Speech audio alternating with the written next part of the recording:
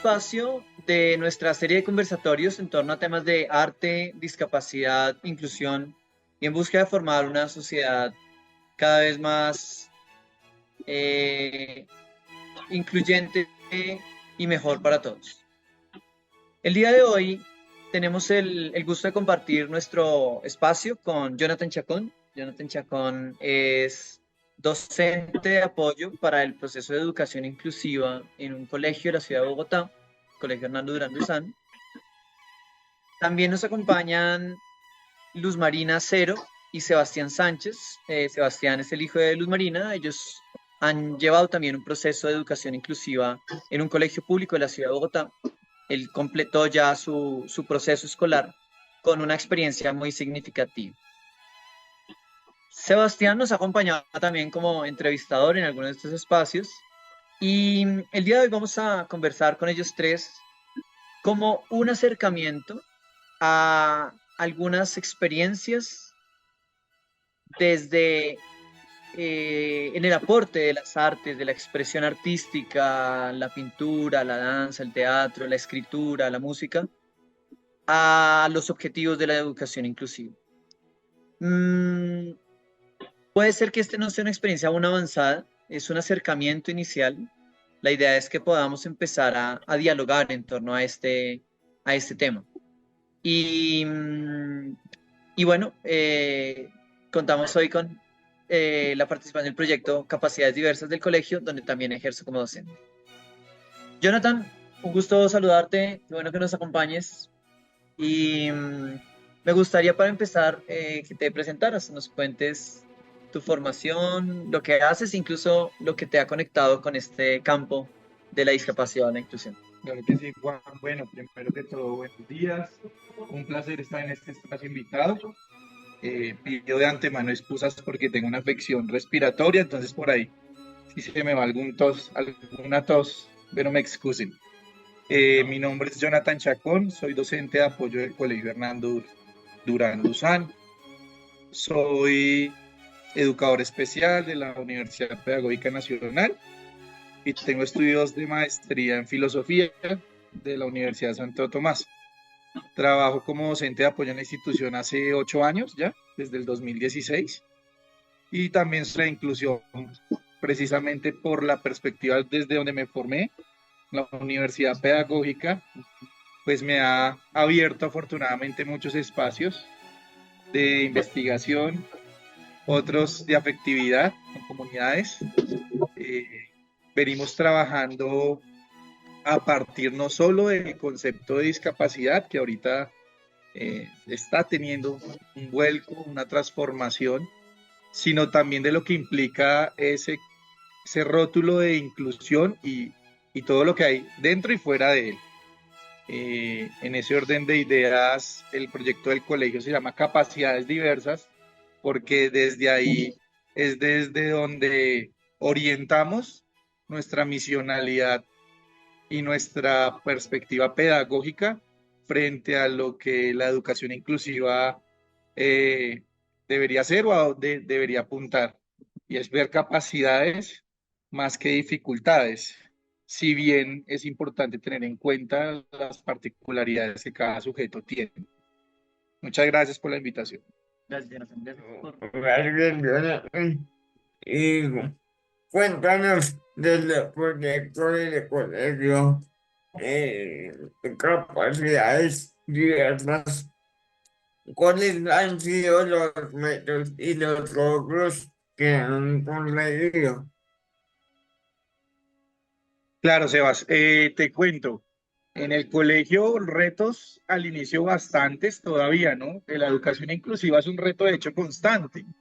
Es un desafío a diario que se da desde diferentes perspectivas, no solo pedagógicas, sino estructurales, culturales, económicas, digamos que tienen múltiples variables y factores que inciden en, en el quehacer docente y en me gusta la palabra estancia de los estudiantes en la institución, porque la idea muy similar a Scliar, citándolo, es que en el colegio apostemos por tener existencias, más que presencias dentro y fuera del aula.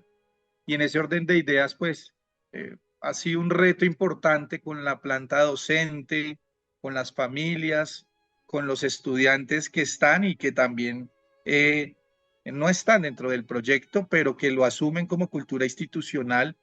Y en ese orden de ideas, pues lo primero es un trabajo muy fuerte al inicio para desmitificar el rótulo de lo que implica tener discapacidad o ser una persona con discapacidad desde el marco normativo y legal de la Constitución de Colombia.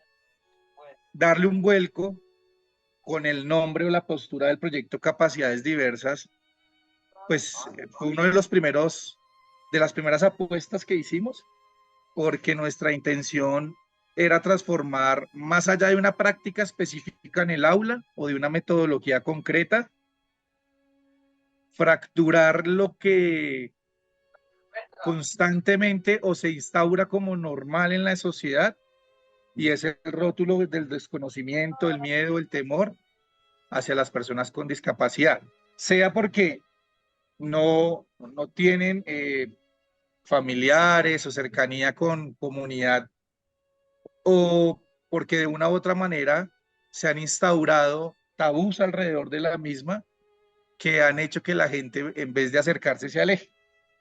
Y en ese orden de ideas, la invitación inicial del proyecto y la apuesta era para, primero, ofrecer un servicio pertinente, un servicio donde la persona se sienta participativa y un servicio público. Yo lo llamo las 3 P's, que son fundamentales para ¿No que recuerdas? lo público, lo participativo la pertinencia y y lo pertinente. y lo Ok. participativo. Mnemotecnia. Sí, que son fundamentales dentro del proyecto Claro. para que precisamente la apuesta pedagógica pues tenga coherencia por un lado, pero además repercuta en términos prácticos en la comunidad. Al inicio tener estudiantes que no estaban caracterizados por falta de conocimiento de las familias, por falta de desconocimiento de la institución, de los mismos docentes, que decir tantas cosas de nuestra realidad ha sido uno de los logros que se han venido transformando en el colegio. No ha sido fácil y sigue... Se ha logrado. Y siguen habiendo muchas trabas, ¿no? Muchas talanqueras, muchas barreras, muchas veces que inclusive nosotros los que decimos ser abanderados del tema ponemos, que eso es un tema autocrítico que por ahí a veces uno no reflexiona, porque a veces dentro del argot de que somos los especialistas, creemos que todos no la sabemos y eso es uno de los errores gigantes. De hecho, quienes más saben son las familias, los cuidadores y la misma población y personas con discapacidad. O bueno, desde otros ámbitos como ya se denomina con diversidad funcional, ¿no? Aquí todavía en el ámbito de la normativa constitucional se llaman con discapacidad, pero por supuesto que desde aquí, hace muchos años, los entendemos como personas con capacidades diversas, a cualquier sujeto. Yo de pronto, un logro particular desde alguna anécdota de pronto que nos pueda ejemplificar ese camino ya recorrido. Hemos tenido padres, madres de familia reticentes frente a la constitución del sujeto de su hijo o de su hija. Poder hacer un proceso de duelo, acompañarlo, orientarlo y a partir de ahí generar un equipo de trabajo que en última somos escuela, familia, instituciones externas que empujamos para que un proyecto de vida se convierta no en una posibilidad, sino en una realidad. Ver chicos y chicas que lamentablemente en otros circuitos educativos no han sido recibidos de la mejor manera y aun cuando para el colegio instaura un desafío, lo hemos logrado hacer, es satisfactorio. Entonces ver como estudiantes que nunca les dijeron, o les dijeron, perdón, que nunca iban a leer o a escribir, lo logran, que nunca iban a poder hablar en público, lo hacen, que nunca iban a poder hacer danza o ballet, lo practican. Son muestras claras, ¿no? para la comunidad, por supuesto, pero sobre todo para el sujeto mismo, que además se empodera, ¿no? Que además se vuelve transformador de su realidad, pero también la de su entorno. Y asimismo sus familias. Uno a veces cuando habla de política pública en términos de discapacidad, cree que todas se las sabe y quien más saben son los cuidadores. Decretos, leyes, eh, procesos de debido, digamos, de un manejo muy específico y particular, son las familias las que vienen a nutrirnos y a orientarnos. Entonces, por supuesto, aquí la familia tiene un rol fundamental porque son quienes más conocen a los estudiantes, a sus hijos y a sus hijas, y quienes mejor orientación nos pueden dar a los docentes, seamos de apoyo a los docentes regulares de aula para que nuestra práctica pedagógica sea asertiva y sea trascendente, no sea meramente conceptual, que creo que esa es una de las críticas que le cabe a la escuela formal hoy en día. Todo lo volvemos conceptual, lo queremos formalizar y muchos de los aprendizajes reales, empíricos que necesitamos, no están dados desde un área específica ni desde una materia, sino desde la experiencia misma. Y aquí, por ejemplo, tener a las familias abanderadas con sus hijos, dando la lucha para que se les dé la mejor educación posible y de calidad, ha sido una muestra significativa de los logros de la institución. Empezamos, Sebas, te cuento, a Luz, a Víctor y a todos los que nos escuchan, empezamos en el colegio con 3 estudiantes de capacidades diversas. No es que no hubiesen más, no habían sido caracterizados, no se hablaba del tema. Eran lo que llaman algunos autores, eran esos otros que no se pronunciaban, que no eran minoría, sino que eran minorizados. Y ahí también hay una diferencia gigante. Y ver que ahora se empoderan, enrutan a las familias, aconsejan a los estudiantes, casi que apadrinan estos procesos entre unos chicos y otros, es una muestra fehaciente de que venimos logrando cosas importantes. Como siempre digo, pues en educación inclusiva son más los desafíos a diario, los retos, las problemáticas que se presentan que los logros, pero cada pequeño logro para nosotros es gigante y es una ganancia que no se puede describir. En realidad, pues es lo que le da a uno la razón, el sentido de ser de la vocación de uno acá en el colegio. Y qué más que verlo a los chicos salir de acá y seguir en la construcción de su proyecto de vida, que no acaba aquí, como muchas familias al inicio lo entendían, sino que aquí hasta ahora comienza y que seguimos respaldándolos desde la institución, con entes gubernamentales, no formales o privados, en una apuesta porque la educación inclusiva trascienda la escuela. Sebastián, quisiéramos que nos cuentes tú lo que para ti significó ese paso por el colegio, que lo terminaste hace algunos años, en ese mismo sentido, logros y retos. Bueno, eh, ha sido una experiencia muy bonita, ¿no? Porque siempre me he propuesto estar con nosotros, ¿no? Con otros y con otras personas para socializar, ¿no? Que ese ha sido como mi meta, ¿no? Socializar con los demás. En cuanto a retos, pues está el tema de la infraestructura, ¿no?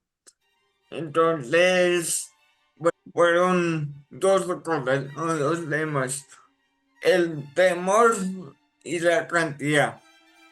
Entonces, el temor de recibirme, de aceptarme en el sistema por el desconocimiento que tenía. Entonces, pues no, realmente no sabían cómo tratarme, si iba a necesitar una educación diferente, digamos, a los demás. Ahí era demostrar, digamos, más que demostrar, mostrar y demostrarme a mí mismo que era capaz de cumplir, digamos, en el sistema educativo y aprender, ¿no? Aprender sobre los diferentes temas que se vivían en el colegio. Entonces, pues eso fue un reto que pude cumplir. Y bueno, en cuanto a los estudiantes, la exclusión, ¿no? Em, pues yo viví, o sea, digamos que los estudiantes en general eran muy pendientes de mí, ¿no? Estaban muy pendientes, me cuidaban mucho, y pues es algo que valoro y que agradezco. Sin embargo, por otra parte, pues siempre hubo también un rechazo por parte de, no todos, algunos, pocos, em, por, bueno, por ciertas burlas o ese tipo de cosas. Y pues yo siempre, digamos que tomé esto como una oportunidad de aprendizaje, ¿no? Y de comunicación con el compañero o la compañera que hacía este tipo de cosas. Entonces, yo hablaba con él o con ella y pues le explicaba mi condición, por qué la tenía, eh, qué me sucedió y todo estas cosas para que me conociera más, ¿no? Y así poder entablar una relación, otra relación, ¿no? Más de compañerismo. Y, y bueno, como les decía, eh, los profesores, los estudiantes me cuidaban, me valoraban. eh, y bueno, yo siempre también me caracterizaba por ser amigable, ¿no? Por ser muy social. Siempre me gusta hablar con los demás, hablar con la gente, contar mis experiencias, contar mis vivencias. Entonces, pues, pues, eso es la parte que me caracteriza. Y bueno, Vale, Sebas. Bueno, qué valioso esto que nos compartes, esa experiencia que tuviste en el colegio, lograr, ¿no? Lograr una adaptación a nivel de colegio, de cambiar la dinámica de rotación. No, no, no los estudiantes rotan, sino los profesores rotan. Son adaptaciones posibles, ¿no? Que finalmente se lograron después de un esfuerzo, una gestión también. Y ya todo lo que tú comentas desde tu experiencia en un colegio que igual te acogió bien, pero donde habían ciertos desafíos. Gracias, Sebastián. Y ahora preguntarle a Luz Marina, que has acompañado todo este proceso, que has hecho el rol también, sé que lo has acompañado, tú, en cierto tiempo estuviste, incluso acompañaron en clases, desde tu mirada, ¿no? Esos logros y retos también. Bueno, pues iniciando nada más para poder entrar al colegio, él estudió, bueno, él estudió siempre en colegio particular hasta cuando se pudo, estuvo pues en sus instituciones para las terapias y esas cosas, pero luego ya no se pudo después de que él regresó de Estados Unidos. Entonces yo dije, bueno, pues darle la oportunidad que él también pueda estar en un colegio en un colegio distrital donde hay muchos estudiantes y pues que él también se rete frente a eso. Así lo logramos con la Secretaría de Educación, nos mandaron al colegio Sorrento y desde el inicio, bueno, el rector lo acogió de una manera maravillosa porque él sabía que Sebastián iba a ser una pieza fundamental en el colegio, ¿sí? Tanto para los maestros como para los estudiantes. Entonces él estaba maravillado. Pero desde el inicio vi que el rechazo por parte de los maestros, el rechazo por parte del coordinador, porque el coordinador hizo todo lo posible para que no lo recibiera, ¿sí? Pero pues no había otra cosa que hacer sino recibirlo porque eso ya iba directamente de la Secretaría de Educación. Pero sí vi que él se opuso rotundamente y que no, y que no, y que no, por el temor que había, ¿sí? Ese temor a lo desconocido, ese temor. Este es un colegio que ha estado en un muy buen nivel a nivel distrital, ¿sí? Entonces había el temor de que él llegaba y con sus notas y con sus, bueno, con sus deficiencias, me imagino que ellos pensaron, les iba a bajar el promedio, ¿sí? Digamos que eso fue lo que a través de todo el tiempo se mantuvo, ¿sí? Ese temor. Una profesora lo acogió, dijo, sí, yo lo recibo y se queda en mi salón. Pero ella también tenía temor porque ya luego ya me lo comentó. Pero cuando ellos ven ese desarrollo de Sebastián, porque él ha sido muy, digamos que en toda su infancia, procuré darle todo lo posible para que él pudiera como salir adelante, como aflorar, ¿sí? Salirse de ese capullo ahí de discapacidad. Entonces él estaba muy, pero muy bien preparado para ser un quinto de primaria. Siempre ocupó el primer puesto. Entonces cuando la profesora ve todo esto, ella dijo esto, ella estaba feliz pues de tenerlo ahí. Luego el paso al bachillerato, que ya era tenía la otra sede que era de bachillerato, y era ya enfrentarse a otro sistema, ¿sí? Porque allí tenían en su solo salón y las profesoras, como 3 o 4 profesoras, todas iban allá, bueno, en fin. En cambio aquí ya en el otro sitio, era un sitio de 3 pisos, entonces él tenía que subir y bajar escaleras con su discapacidad física, ¿sí?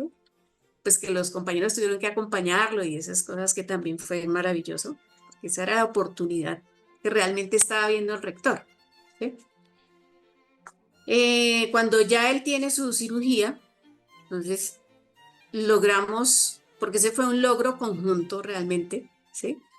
Hubo profesores que no estuvieron de acuerdo y bueno, no sé qué pasó allá, pero se logró que ellos soltaran su salón y empezaran a subir y a bajar también, ¿sí? Y a dejar a Sebastián en el primer piso. Eso fue maravilloso y eso continuó hasta que él finalizó su bachillerato. Digamos que ha sido, Sebastián, algo que no mencionó ahí que es importante, es que él es siempre se ha caracterizado por eso, por ser un muchacho muy dedicado y él jamás aceptó que a él le dejaran menos carga que a los otros estudiantes. A pesar de que pudo haber sido también interesante eso, pues porque la carga era tremenda, era una cosa, porque ellos por mantener su buen nivel, ¿sí? Eh, la carga era altísima. Entonces los profesores le propusieron, ¿sí? O nos propusieron, pues que bajarle un poco y él dijo no, no, no, no, no, no, yo quiero como los otros, ¿sí? Obviamente me tocaba estar ahí a mí para apoyarlo, porque de resto no hubiese sido tan fácil, ¿sí? Porque hay que escribirle, él le escribe, pero es una escritura lenta, escribe grande, para que le entiendan, pues tienen que disponerse de verdad para entenderle, primero a leerle y segundo a entenderle cuando habla, ¿sí? Yo siempre le he dicho a él que mientras él quiera, yo voy, ¿sí? Mientras él quiera, yo voy. Y como es tan dedicado, tan juicioso, tan responsable, porque es supremamente responsable con sus cosas, pues ¿quién no va con él? ¿Sí? Y eso lo Vale, Luz entendieron los Marina. maestros, eso lo entendieron los maestros y lo entendió el colegio. Hubo situaciones de lo que llaman ahora el bullying, ¿sí? Hubo esas situaciones que él las supo sortear, él siempre se retó a que lo conocieran para que entendieran, sí, o sea, cuál era la burla que ellos tenían, por qué se burlaban y que entendieran que no había necesidad de burlarse porque había otras cosas y él les demostró con sus capacidades que inclusive podía más que ellos, ¿sí? Entonces eso fue maravilloso.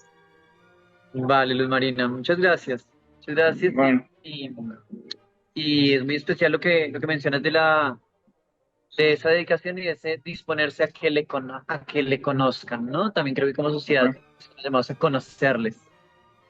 Sí. bueno, ¿puedo decir algo más? Em, Sí. dale, Sebas, breve para Ah, poder continuar con la otra pregunta, pero dale. no, era que, bueno, no era para demostrar eh, que podía hacer, sino solo era para compañeros, o sea, un tema de compañerismo, porque a mí nunca me ha interesado demostrar a los demás que sí puedo, sino simplemente retarme a mí mismo y a ver las cosas, ¿no? Aprender. Y ya está. Interesante, Sebas. Sí, un Interesante, no es ejemplo. solo demostrar, vale. Gracias, Sebas. Un Víctor, ejemplo. Sebas, eres un ejemplo. Así es. Muy bien. Ok. definitivamente. Ujú. Sí, sí. Bueno, Víctor, yo querías quería, mencionar algo. sí, en este tiempo que estábamos preparando el conversatorio, he estado pensando la relación que tengo yo con la educación inclusiva, siendo impulsor del arte inclusivo. He estado recordando el seminario de 2012 que viniste, Juan Manuel, a la universidad, el CIAI. Ahí era también de parte de educación inclusiva y venía gente de todas partes de Europa, también de Rusia y bueno, de Colombia. El caso es que ahí se expusieron diferentes opiniones y puntos de vista de lo que sería el término inclusión a diferencia de integración. Ujú. Eh, Cómo la integración promueve que la persona con discapacidad se adapte al mundo tal como está y cómo la inclusión fomenta que la persona con discapacidad y la comunidad trabajen conjuntamente para incluir a esa persona. No sea que solo uno se adapta, sino que los dos se adaptan a esas Pues como necesidades de... esa construcción de concepto, ¿no? De lo que significa inclusión, sí. Ajá. Sí, sí, sí. Eso fue en 2012.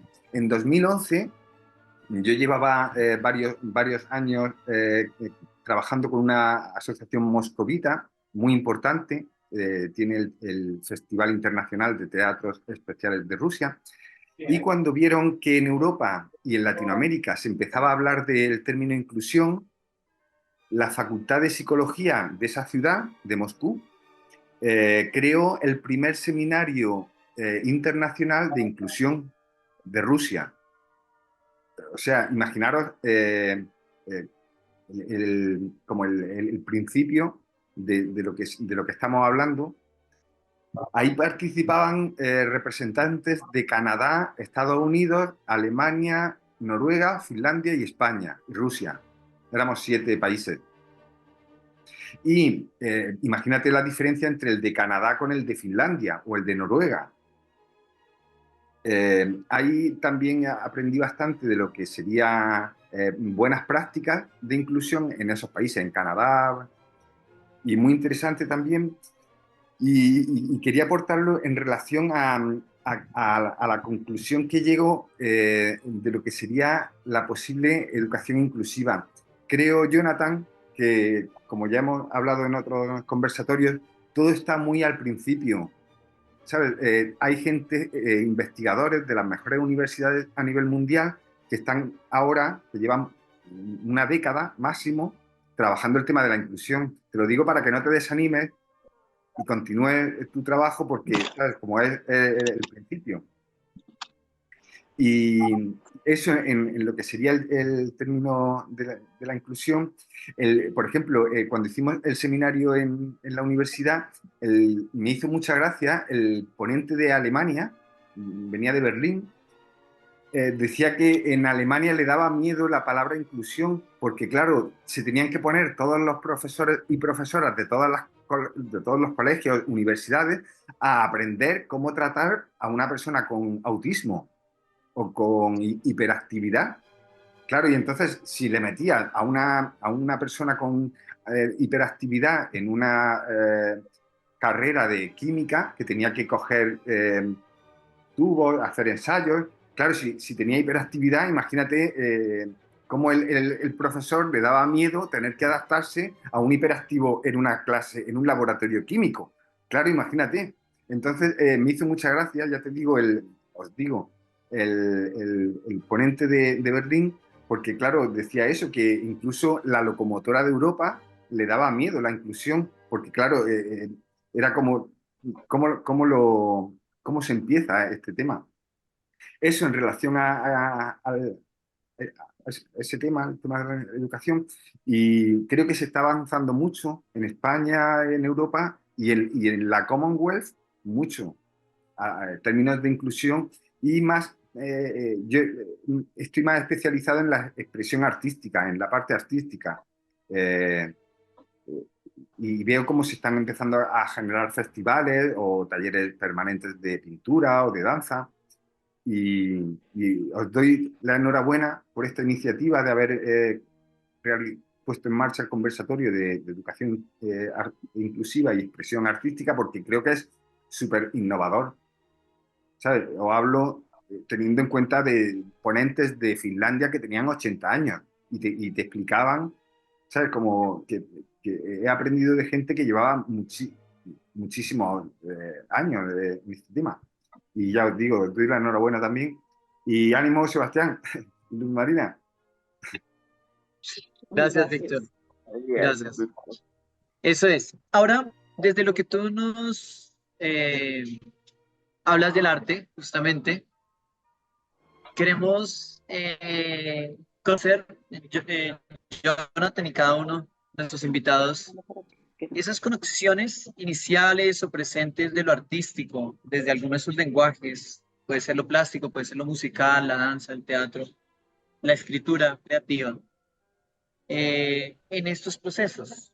¿Hasta qué punto, Jonas, has visto aquí en el colegio los lenguajes artísticos como un recurso? Claro, yendo por la senda que Víctor nos marcaba con el tema conceptual de lo que podría ser la educación inclusiva, creo que es pertinente mencionar que lo que llamamos educación inclusiva o inclusión, ese concepto, ese ratio que muchas veces genera zozobra en los ámbitos académicos, investigativos, públicos, eh, resulta trascendiendo, es decir, no podemos comprender la inclusión como una palabra o un concepto, sino como una práctica. Y en ese orden de ideas, sí tiene una alianza o un entretejido muy fuerte y profundo con las artes. Cualquiera de sus expresiones artísticas. Porque es ahí donde se desarrolla de una u otra forma la existencia del sujeto en un espacio particular y donde empiezan a encontrar sentido a su vivir.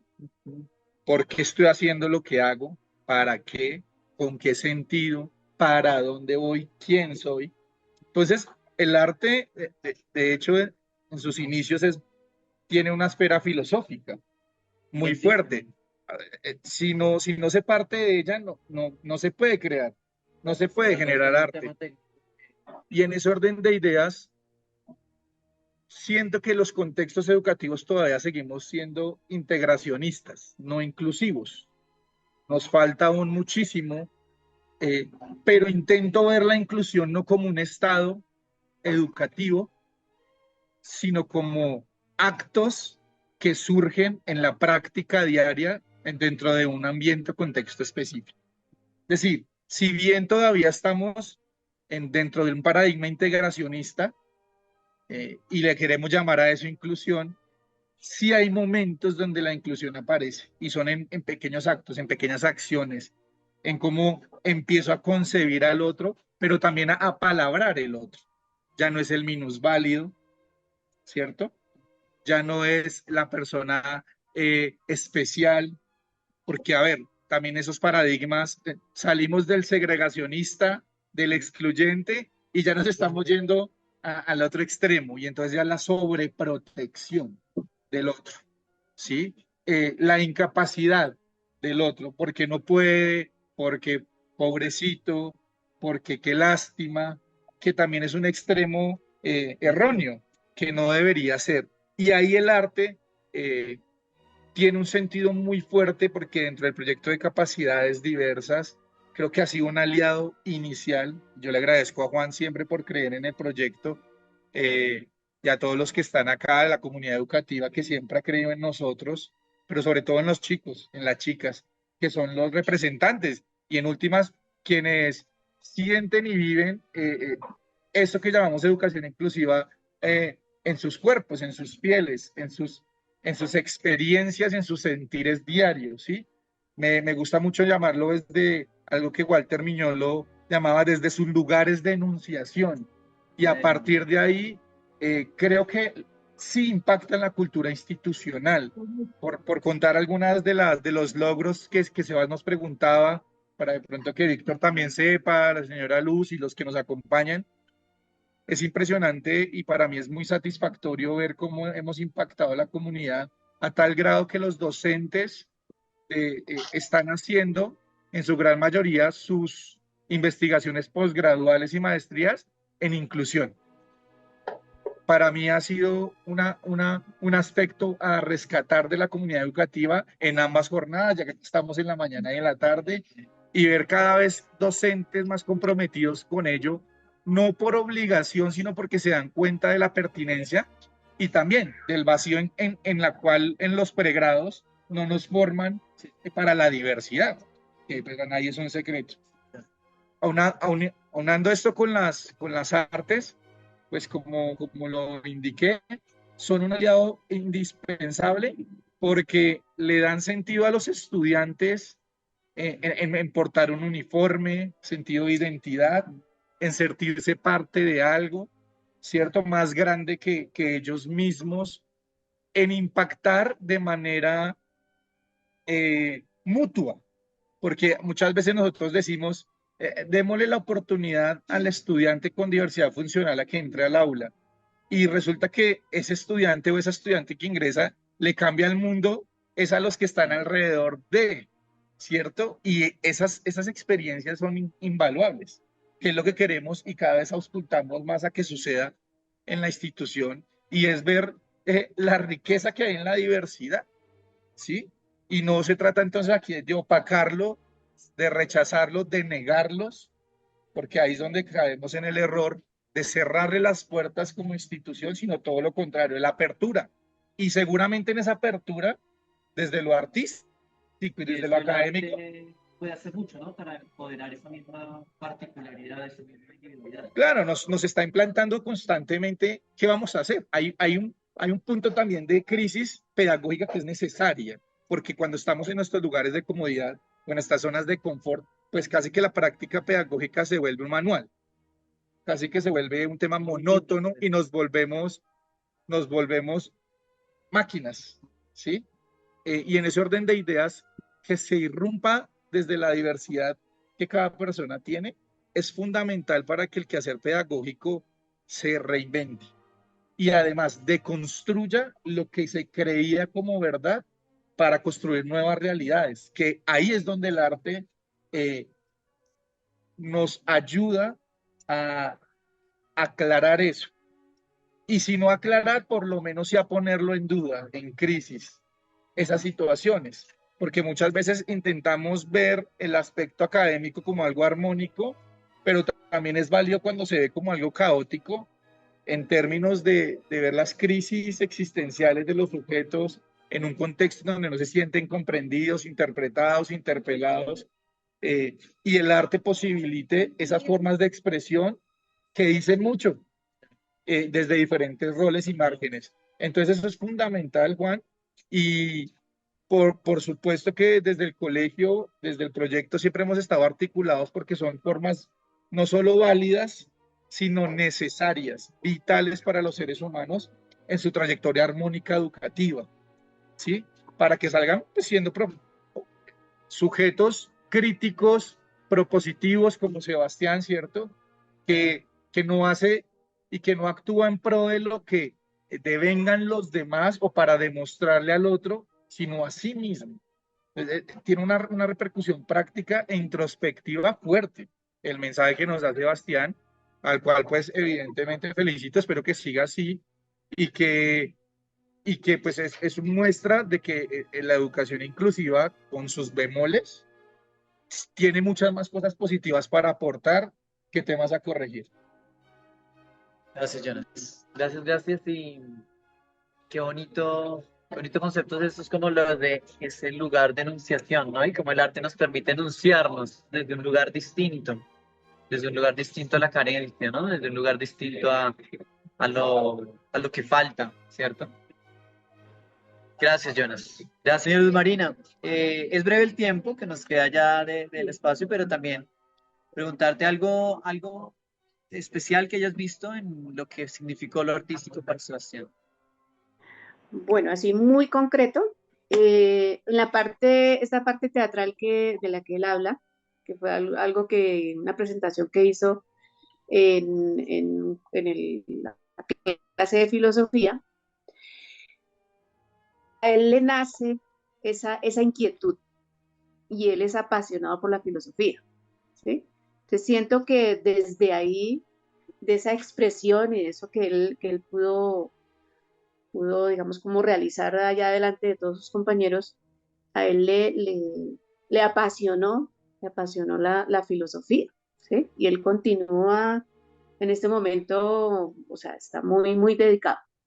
Y la otra parte es con ese escrito que hizo de su autobiografía, porque él a partir de ahí se da cuenta, digamos que ellos se descubren, ¿sí? Con esta parte artística, bien sea en la danza, en la música, lo que sea de la parte artística, ellos se van descubriendo, ellos no se limitan a quedarse ahí en que no, pues tengo discapacidad y pues ya, ¿qué hago? ¿Sí? Ya como que no hay nada más que hacer. Entonces, él se empezó a descubrir en esa parte de la filosofía y especialmente en la parte de la escritura.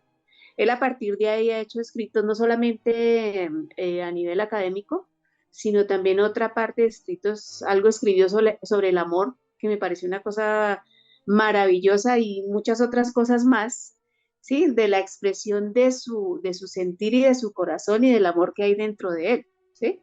Eso se lo ha permitido. Y hace unos 3 días, él me dijo, mami, quiero ser escritor. Entonces, eso para mí ha sido muy, muy, muy, muy bello, muy bello.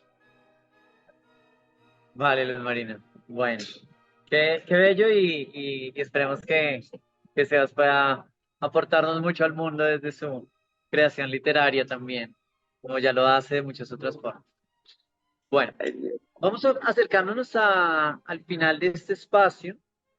Por motivos de tiempo, no es factible abrir el espacio hoy a preguntas. Quiero pedirles que alguien quiera anotar algo desde el chat, escribirlo, Pero quiero pedirle a cada uno de los participantes que piense en una palabra de lo que representa o de lo que significa para usted eh,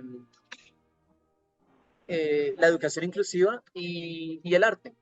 Es decir, puede ser que acá hay madres de familia también en el colegio, han visto de pronto que sus hijos dibujan o que a sus hijos les gusta la música. Puede ser una palabra de lo que para su hijo significa eso, o de lo que para ti significa que tu hijo participe en ello, ¿no? Para mí, por ejemplo, el arte como un recurso para la educación inclusiva significa una oportunidad. Pensemos cada uno en una palabra, cada uno de los que estamos participando. Vamos a decir una palabra y si alguien más quiere anotar algo en el chat, lo alcanzamos a leer. ¿Quién quisiera? Podemos levantar la mano y vamos diciendo. Yo secundo a Juan.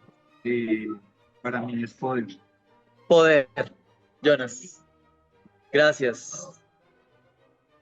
Para mí es oportunidades.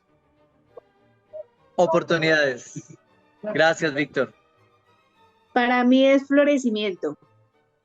Florecimiento. Gracias, Luz Marina. Para mí es manifestación. Manifestación. Gracias, Sebas. Para la mamita de Dylan, también doña Tatiana. Camila tienes levantada tu mano. Sí, Para puedes mí, decir. para mí es poder ser. Poder Dejar ser. que Poder ser. Gracias. No te escuchamos muy bien. Doña Yanire. Para mí es amor y perseverancia. Amor y perseverancia. Gracias. La mamita de Dylan Rodríguez dice, para mí es conocimiento. Bien. Bueno, todo esto y más es el arte, las artes, ¿cierto? La danza, el teatro, la música, la escritura, como recurso que integrado a las demás acciones, personas, herramientas, teorías, pueden ayudarnos a construir una educación más inclusiva para todos. Agradecemos mucho este espacio hoy. Gracias, Jonathan, por tu espacio. Muchas Gracias por gracias. la invitación. Un saludo a todos los que nos apoyan. Y acá en las puertas del colegio más grandes están siempre abiertos para todos y todas. Gracias y felicitar el trabajo que hacen desde el proyecto de Capacidades Diversas, un proyecto que tiene un impacto ya muy, muy favorable en la institución. Antes de ello, doña Tatiana escribe constancia. Perfecto. Y gracias, Sebastián, gracias, doña Luz Marina, por la participación hoy, por la experiencia de vida que nos comunican. Que sigan floreciendo nuevas oportunidades y escribiendo nuevas historias. Muchas gracias a ustedes. Gracias. Gracias, Jonathan. Y gracias también a todos los participantes hoy, algunas mamitas que hacen parte del proyecto de Capacidades Diversas con sus hijos aquí en el colegio. Víctor, como promotor también de todos estos procesos de interconexión y red. Y bueno, con esto finalizamos hoy un nuevo conversatorio. Nos encontraremos en una próxima oportunidad. Muchas gracias para todos. Gracias. Sí, les quiero pedir si podemos abrir la cámara un momento para una foto grupal. Para una foto grupal, inclusive la vamos a terminar de una manera que otras veces hemos hecho y es, cada uno pensemos en un gesto de lo que significa para ti la inclusión. Un gesto, ¿no? Una mímica, un momento quieto. Y lo vamos a hacer para la foto grupal. ¿Listo? Para mí es esta. Cada uno un gesto allí. Y doña Tatiana, doña Yanire, si podemos abrir cámara. A la mamita de Dylan, un gesto. Un gesto detenido. Como hablando por teléfono. Ok. Listo. Doña Yanire. Un gesto. Y la foto, Víctor, si la puedes tomar. La tomas, ¿cierto? Listo. Muy bien. Gracias para todos. Un especial saludo y seguiremos estudiando educación inclusiva. Gracias.